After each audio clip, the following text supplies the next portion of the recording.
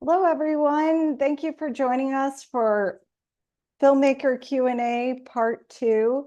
I'm so excited for this group. It's going to be moderated by Gabriela Ortega. Hopefully I said that right, Gabriela.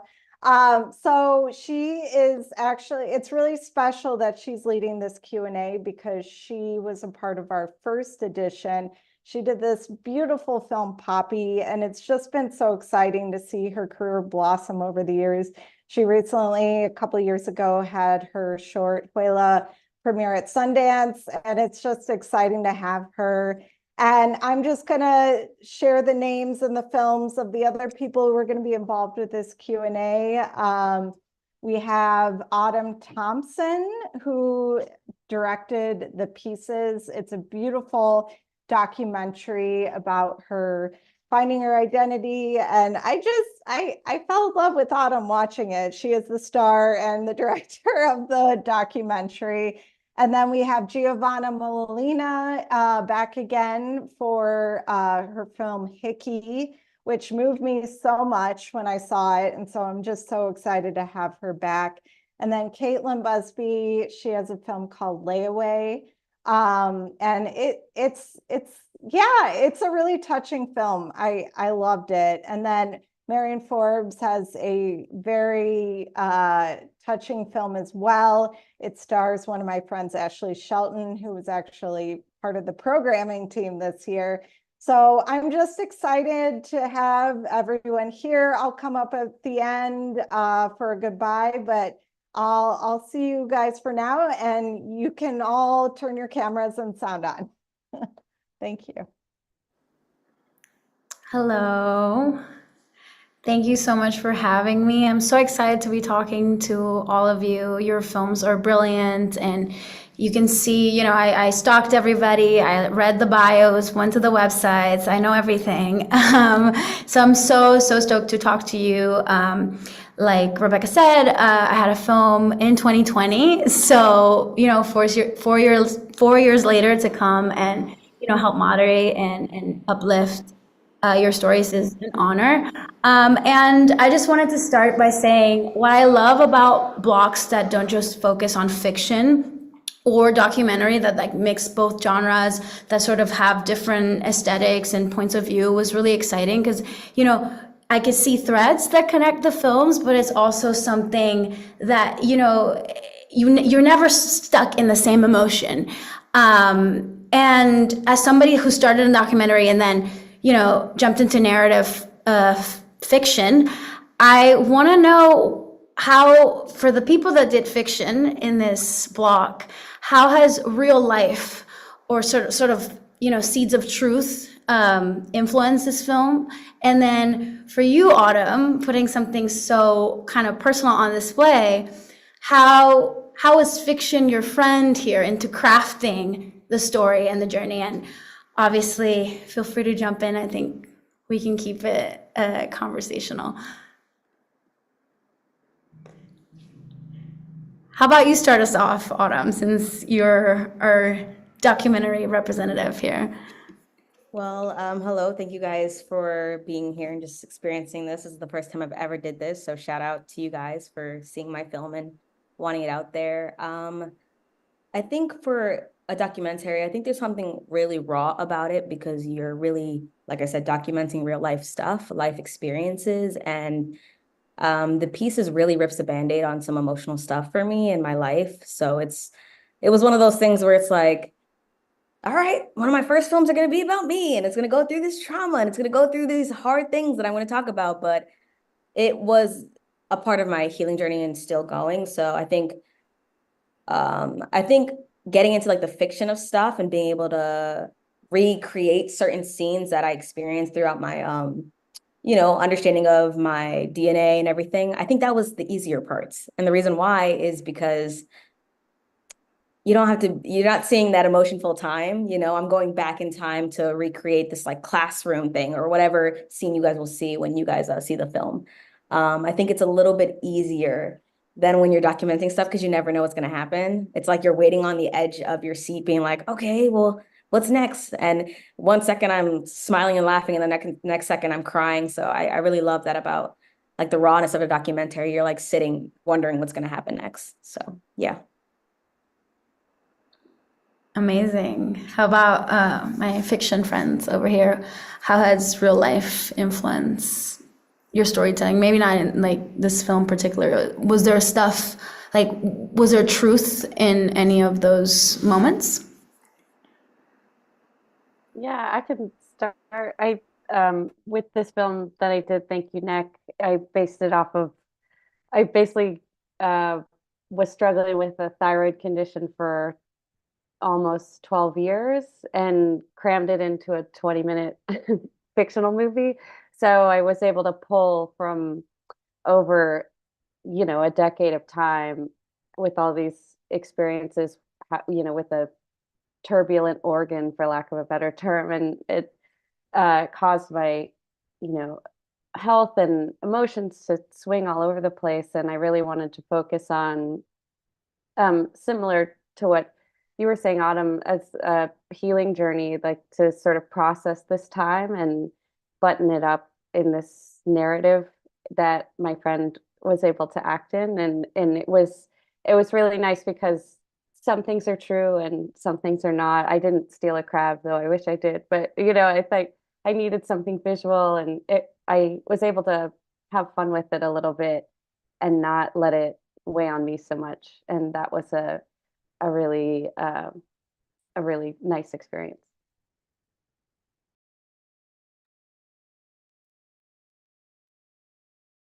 I think for me, and I guess Layaway too, but like for me as a filmmaker as a whole, like I have this documentary background, and that's kind of how I approach all work, whether it's fiction or nonfiction. I think coming from a place of like truth and as much authenticity and realness as possible, even if it is a script that's on a page, is very important. Like I've had experiences on set, Layaway being one, where you're in the middle of production trying to work through a scene with actors, and like you're hitting the wall and something's not clicking. Like you're like, oh, this, my internal barometer of truth is like not lining with where it should be. And so finding ways to pivot to that kind of real, whatever you need to find in the moment, truth is important.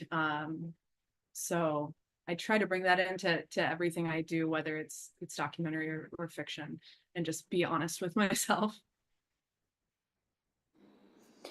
Yeah, my film is about young girls who are growing up in evangelical purity culture, and it's on an experience that I grew up with. And so as I was approaching it, I started with a lot of research. I spent a couple years researching the issue and the people around it and interviewing women who grew up this way as a basis before I actually started writing the script. And the script, of course, is fictional, and a lot of my own coming of age experiences kind of, in a way get in there as well. But it was really important to me to honor these women's stories and have a grounded basis kind of in truth. And so oddly, I think my entrance into this film was really much like kind of like approaching a documentary and not a fiction piece, but it's something that I really enjoyed as part of the craft, and it's something that I want to keep doing in my work to come, because I think it does bring this level of truth that we're all kind of talking about, that makes it feel real. I love that, because I do think that as an audience member, those are the moments that really get you, right? When you're seeing something and it sort of speaks to you in a certain way. And now we have a question for the audience, which I think is great that people are already chiming in. So to what extent does intuition play an important role in your creative process? That's a big one.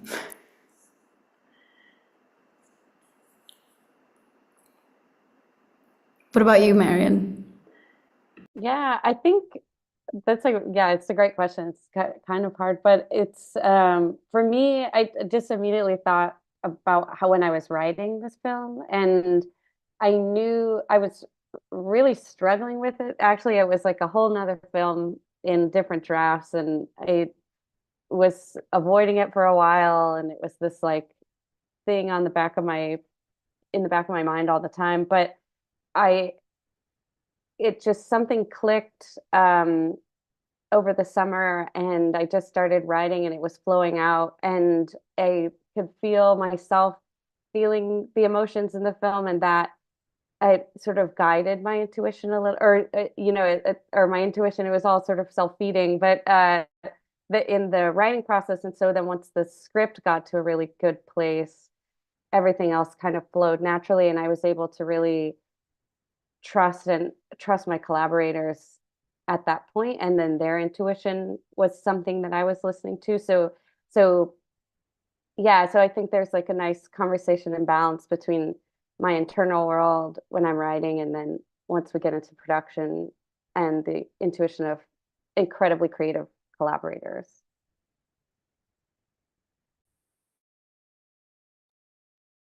I feel like you touched on something which like feels like the most essential aspect of filmmaking for me, which is like you have all this prep work, like you've done all this work, you've written the thing, you've done the breakdowns, you've done the shot list, whatever else you need to do, but then like you get on set and then you're surrounded by this creative team that kind of becomes this like hive of what eventually the film emerges from. And so then trusting, of course, the prep work that you've done and like the story that you've built, but then I think the intuition element and the collaboration element, that's for me where the film ultimately ends up kind of being birthed from.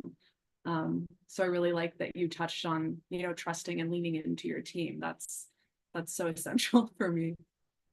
I love that too, because it's such a collaborative process, and I feel like there's a moment in the pre-production or even in post where there's a key collaborator there that kind of once you're like sick of looking at your own movie or your own script, that kind of reignites the thing for you. And I'm curious, because there's so many wonderful elements in all your films, like with you, Marion, I could like the way it was shot, like the way you talked, like you showed drunkenness and sort of just the style of how we could see her avoidance of issues was like really wonderful. I'm sure like there's a deep collaboration with a DP there, or even for you, Autumn, you putting yourself in it, like how is that? How do you trust your intuition, like when you were working with the person shooting you? Because there's a point where you have to just be a human and react. And like, yeah, for all of you, like your actors were so incredible. You have two sibling relationships here, Giovanna and Kaitlyn, that are immensely grounded. I was very surprised by like how intimate they felt. So yeah, curious about those collaborations. Like if there's any particular moments or stories you want to share about where you started looking at your film differently because somebody else coming in and sort of shedding it in a new light.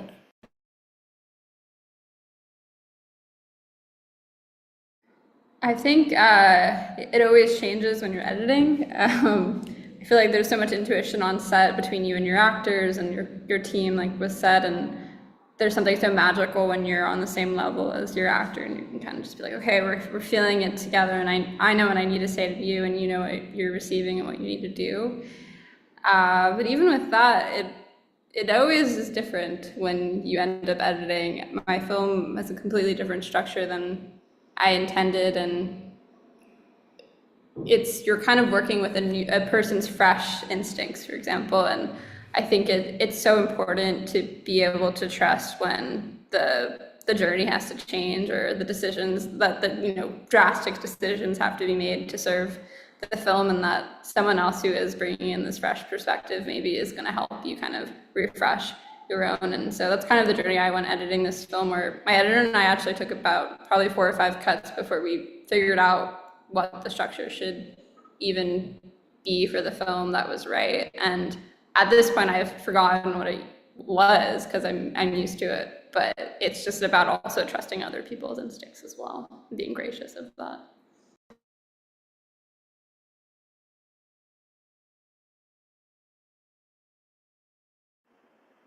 I love that. Anybody else have any anecdotes or stories from set? Or even like a moment you needed to pivot and you had to lean on a team player there. I think there's Yeah. this really cool thing. Oh, we're so many. Sorry. I think there's this really cool thing that happens when you like find the right actor for the role, and you're like, oh my God, like it has changed from, like in Layaway's case, Stevie on the page and Tommy on the page, to like this full three-dimensional human with this history and, you know, this way of breath and body, and it just becomes theirs. And I really feel like I trust, once I find the actor, I trust the actor to bring the role to life. And like I alluded to it earlier, but there was definitely a scene that we were shooting with Layaway that it's kind of this, I would say that I'm like totally blanking on the word. What's the climactic moment in the film when this, you know, there's the scene that's with this police officer, and it's this very charged scene, and you know, I'd written it one way and we got to set and we were rehearsing, and I was like, this is just not like a lot, like it's not alive, it's not working. So I talked with the actors and we did some improv, and like we found the scene, and thank God for them, because it was really like that scene was birthed through that moment of collaboration live on set, which was like a huge, scary plunge to take, right? Like jumping off a diving board, uncertain if there's like water beneath you. That's what it felt like to me on set. But I was also like, man, I just trust these people. So there's something really cool that happens when you're like, you just kind of give yourself over to the process at a certain point, but still maintain like your intuition and yeah. I can't, there was another thought that I had with the kernel of the question, but I went off on a thing, so.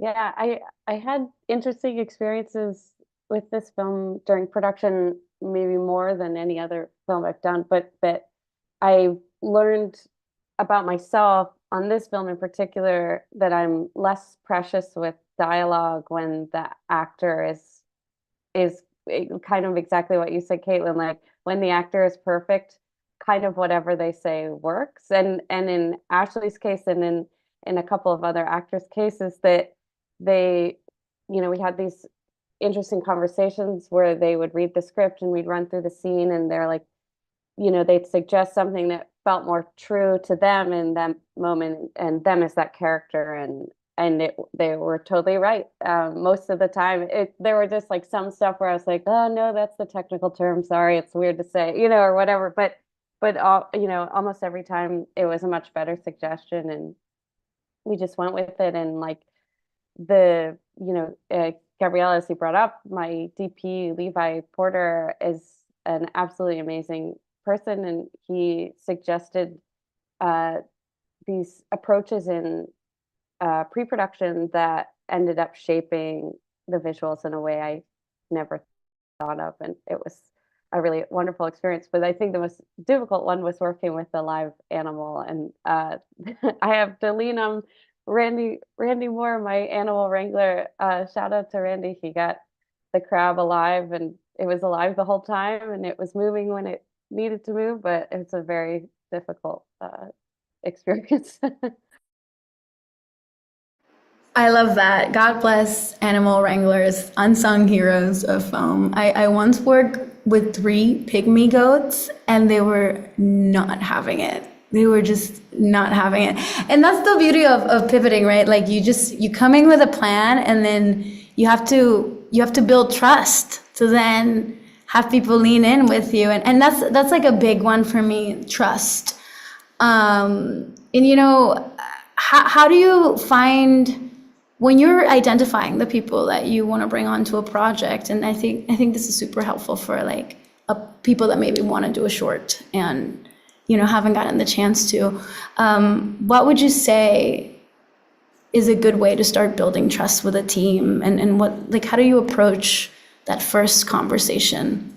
I mean, for you, Autumn, for example, like such a personal story to you. How do you let go and bring people into your world?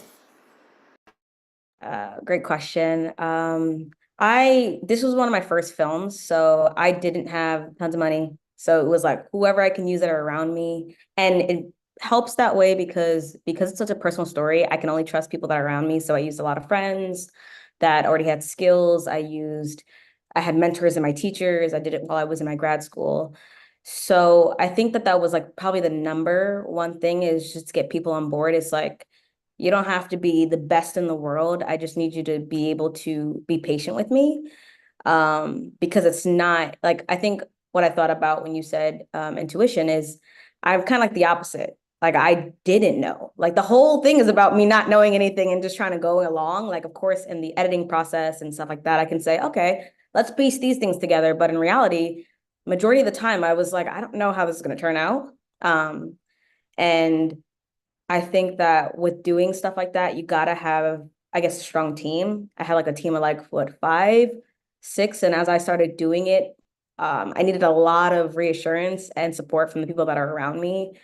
And I think the thing that like solidified it for me is when I was very nervous because I'm talking about not only a personal story but a family story, and like we don't do that. Like we just kind of keep it in, we heal together and call it a day. So I was ripping a band-aid off of a lot of stuff that's in my life, and I think what came to terms is when my biological sisters got on board. They were the number one people that I was very worried about feeling a way about my story. And once I got family along, like, this is beautiful, I'm very, very proud of you, I was like, oh, I can do whatever. I don't care what it looks like at this point. So I think it matters, depending on your story and how personal it is to you, it matters. If it wasn't like a personal story, maybe just something I really, really cared about, then I would just try to look for people that are aligned with my goals and aligned with the story and might connect to that culture of the story. But it had to be personal for me because I went from not saying anything about my life to just ripping it off on a film. So it was a huge, huge like undertaking, like huge. So it does matter. You have to get personal. I didn't need someone who's perfect. You can use my phone to film. You can use the camera. You can watch the videos. I just wanted someone who, at the end of the day, when the cameras are off, can help me stop crying.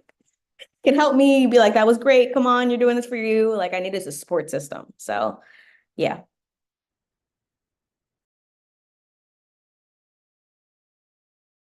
That's beautiful that you had that, and I think you know it's courageous to do anything. You know, like I think there's a part of us in everything we do, and I think it's so important to have people on your team when you're working with them. You don't want to work with somebody that doesn't want to work with you. You know, it's important to build that trust. And I'm also thinking, you know, we're talking about intuition, we're talking about pivoting and letting things go. As directors, you know, there's one day where we wake up and we have an image, we have a thing that we want to capture, and I don't care, I am getting a crab, you know, that kind of thing. What were something that you're super proud that made it into the film that was like burned into your brain when this idea came up? Yeah, I guess I could start. It really was the crab getting that to work was in, incredible, and my producer Kelsey was instrumental in that. But the we had like 6, I think 6 crabs on set at all times and keeping them alive and within moving water that they liked, and it was cold, and you know they were all very happy, and then we returned the crabs safely. But I was adamant that I needed some like physical representation of an internal struggle and an internal illness, and this animal was it, and I had to make it work. And we also, there's a scene that had a bigger space in one of the previous drafts, but I really wanted to show the sort of petrochemical landscape surrounding New Orleans. Sorry, my dog is.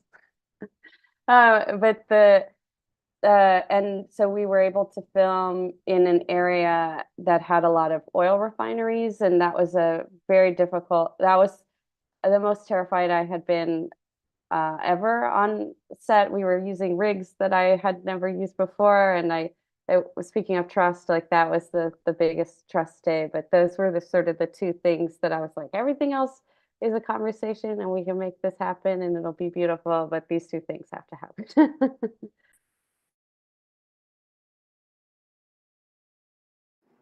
I really wanted to shoot on location somewhere that felt right to the story, and I think budget-wise, I'm currently based in LA to shoot. We shot in Oregon. It felt like, is this a crazy decision? Does this make sense? Can we make this story somewhere closer? But to me, because it was so rooted in people's real experiences, I felt like the place and like the culture of the place was really important to establish. So that was something that was really important to me and was kind of the thing that I decided was going to happen. And specifically the place that we shot the Purity Ball was the space that I had seen older images of it from a long time ago, kind of these like time capsule images. And I was like, I need to find this place. And we eventually did actually find it. It was this Elks Lodge that we shot in, and it looked almost the same, like nothing really changed in time. And it had this element of kind of creepiness or like hauntedness that I think really works for the film, and this kind of like sense of the past that really works as well. And so just those two things, like I think location really was something that I didn't want to budge on and kind of made happen.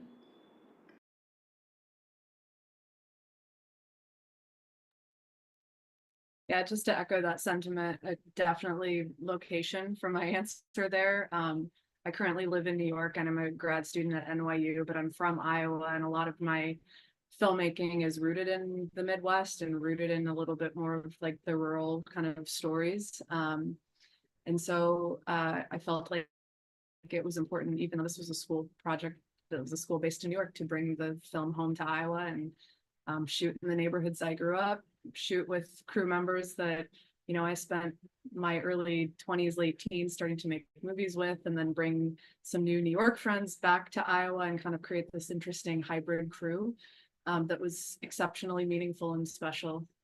And then to answer your kind of root question, I kept having this image of this like exciting escape occurring, which happens at the beginning of Layaway, with the two siblings, this escape out of this house. And like major props to my good pal and DP, Ben Handler, who like really helped bring that to life for me in a way that like, it's still so exciting to watch it and feel like my heart race a little for these characters as they're trying to get out of this house.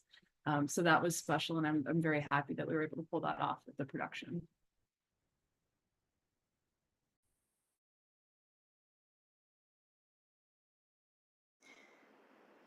I'm so happy to hear that. I think, again, all of you have such incredible voices, and we're almost at time, but before we leave, just because people are seeing your movies and now they know a little bit more about you, what's one thing that you want someone watching your movie to take away?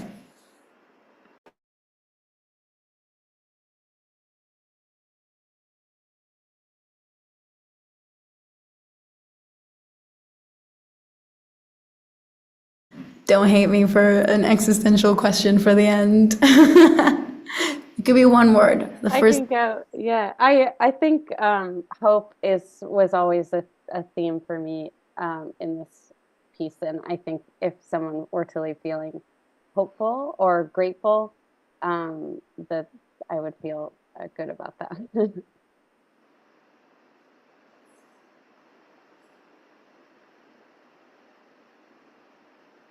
I can go. My documentary is called The Pieces, and it really just follows like me learning more about myself and having like these holes that I really don't feel comfortable having. Whether it's not knowing about my, historical background, my DNA, my ethnicity. I want people to take away that like they don't have to have like my same story and still have pieces of themselves that they're missing.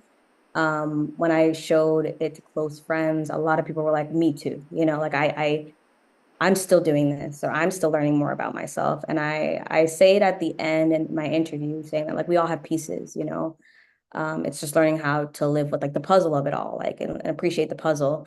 And I just want people to realize like it's okay to yearn to learn more about yourself, like to go back to your history, to go back to like, hey, listen, I keep on telling myself that, in another lifetime, I could have done these things, like to go try to do it anyway. Like there's no age limit on trying to do something, or, like now that I'm this, I can't do that. Like, I just want people to feel like it's okay to want to learn more and to continue to get education on themselves or their family or their interests or desires. and be okay with that. Like, it's okay. I think a lot of us don't know a lot of stuff and just kind of walk around, but I hope that this film makes you want to go search. Yeah. My film is a lot about repression and not being able to have the power to move past it, but it does end on this feeling of transcendence that maybe isn't based in reality, but is kind of the ending feeling. So just kind of that feeling of transcendence is definitely something that I want people watching to think about after watching the film. For Layaway, I think like despite the difficult circumstances that this family is facing, I think the thing that I keep coming back to and leaning into and hoping that it's the feeling that the audience is left with is this sense of joy and playfulness that can still exist for all of us, even past childhood. I think that as we age, we lose a big sense of, you know, how we look at the world and the wonder that exists around us. And that's one thing that I really hope that people take away through Stevie and Tommy in this film. All right. Thank you all so much. You guys are amazing. I just sucked in from that conversation. I love the questions. Yeah, so thank you for joining us. I just want to say tomorrow we have 3 more virtual events. We're going to have 2 more filmmaker Q&As, and I'm really excited. We're going to have our first producer panel, which, you know, we've got like this dream team of producers with Rihanna Jones from Neon Heart, Shun Babalola, and then who else? Sorry, Liz Cardenas, and then Flor de Ojos. It's just a great group. So stay tuned tomorrow, and I hope you all have a great night, and thanks for coming. Thank you.